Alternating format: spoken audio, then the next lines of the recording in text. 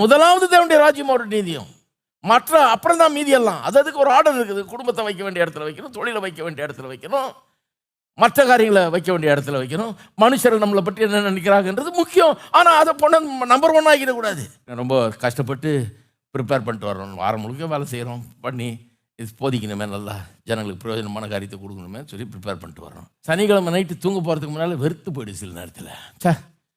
தப்பான சப்ஜெக்ட் எடுத்துகிட்டோம், இப்போது இது ரொம்ப இதாக இருக்குது, கஷ்டமாக இருக்குது, இது என்ன வழங்குமா ஜனங்களுக்கு, இதை சொன்னால் இது விளக்கம் பத்தாது, உதாரணம் பத்தாது, இது பத்தாது, அது பத்தாது, இதை போய் எடுத்துக்கிட்டு மல்லு கொடுத்துட்டு இருக்கிறோமே, தப்பு பண்ணிட்டோம் நம்ம. அப்படி தான் தோணுது எனக்கு. ஒரு சனிக்கிழமையும் இது ஒரு பெரிய யுத்தம், பெரிய தப்பு பண்ணிட்டோமே. ஜனங்க என்ன நினைப்பாங்க, நம்ம இதில் ஃபெயில் ஆகிட்டோம்னா அப்புறம் போச்சு, அவ்வளோதான், நம்மளை சீப்பாக நினச்சிடுவாங்க, ஒன்றும் தெரியல இந்த ஆளுக்கு அப்படின்னு நினச்சிடுவாங்க. செய்ய முடியல வேலையை சரியா அவருக்கு நாக்கிடுவாங்க, நம்மளை டிஸ்குவாலிஃபை பண்ணுவாங்க. அப்படிங்கிற ஒரு எண்ணம் உண்டாகுது பாருங்கள். அது உண்டான உடனே பிரசங்கியாளர்களுக்கு எல்லாருக்குமே இது பிரச்சனை, சொல்ல மாட்டாங்க வெளியே, ஆனால் அந்த பிரச்சனை இருக்குது, எல்லாருக்குமே அந்த பிரச்சனை இருக்குது. அந்த பிரச்சனை எப்படி டீல் பண்ணுறது?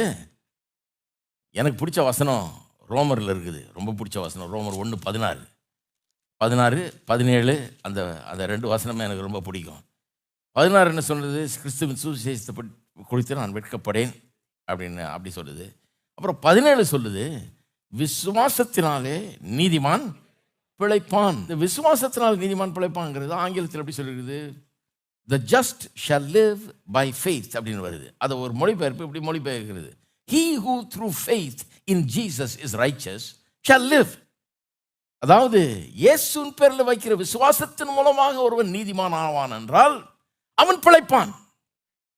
எப்படி நீதிமான் ஆகிறான்? இவன் நீதி செய்ததுனால, இவன் ரொம்ப நீதியாக நடந்துக்கிட்டதுனால நீதிமான் ஆனவன் பிழைக்க மாட்டான், சாவான் அவன்.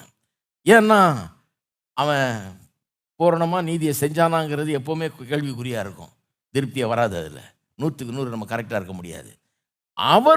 அவர் பேரில் வச்ச விசுவாசத்தினால் நான் நீதிமானாகிறேன்னு சொல்கிறேன், பிழைப்பான். எல்லாம் சொல்லுங்க, இயேசு கிறிஸ்துவின் பேரில் வைத்த விசுவாசத்தின் மூலம் ஒருவன் நீதிமானானால் அவன் பிழைப்பான்.